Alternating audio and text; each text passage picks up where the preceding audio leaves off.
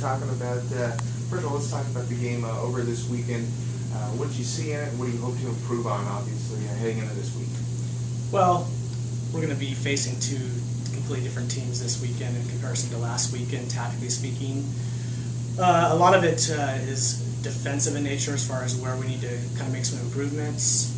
Offensively speaking, I was really pleased with our production. You know, in comparison to where we were last year at this time, you've got to be happy with the production offensively. You know, 32 shots on goal, 2 goals out of that. We struggled last year to get anywhere close to that type of production. So it's really just if we can, you know, continue to finish a few more opportunities and have some luck go our way offensively speaking, that will be a key. And you know, with these matches coming up, I think it was important for us also to learn how to protect leads, which is something we didn't have to do too often last year, unfortunately. Part of it too is from a staffing standpoint. It's about, you know, being patient and realizing that, you know, we really this past weekend had 8 players who were either getting their first 2 starts or starting in new positions. A goalkeeper that, due to injury last year, and you know, her 4th game of the season, was coming back. You know, that missed a lot of game time last year. Unfortunately, this is the 3rd year in a row where we've lost our starting goalkeeper by game 4.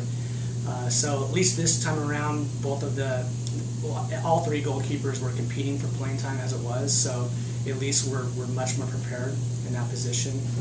But unfortunately, this weekend, you know, we've only have 2 games under our belt, and where the teams we played in the past, this past weekend had 5 and 6 games to prepare. We're facing 2 giants this weekend, so and like I said, they play very different, and so preparing this week, we have to throw in a lot of different scenarios tactically, and it's really just kind of cleaning up what we need to take care of defensively and stepping with players and not allowing players to have that space that we gave up on Sunday. You touched on it a little bit, obviously. You got teams you're playing who have a lot more experience given us those extra 3 games and stuff. For you guys, how hard is it to kind of learn on the fly and try to make up for that experience? Well, it's certainly difficult. There's no substitute for game experience. There's no substitute for game fitness either. So at least having 2 under our belt now, you know, the players and the staff need to know, we know what we need to work on, and that will come. Again, I'm thrilled with the production offensively speaking. Now we just got to finish that out for the last 25-30 minutes, and that's what we struggled with in the last 2 games. Stanislaus coming in first. What do they bring to the table? Very athletic, an All-American forward, which is a handful to mark. So we're going to have our hands full, offensively speaking. Defensively, they're pretty organized in the back, and they're very physical. They get up and challenge quite well. Last year, I was actually really pleased with our play down at their place.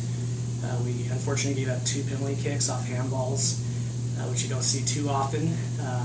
So, you know, if we can come back from that, you know, and learn from those mistakes last year, I believe our home game was a 1-0 loss. So we were in the mix with them. I think our girls are hungry, and, you know, for Stanislaus and for Chico. There's definitely some rivalry there. So we'll see how it plays out. No question.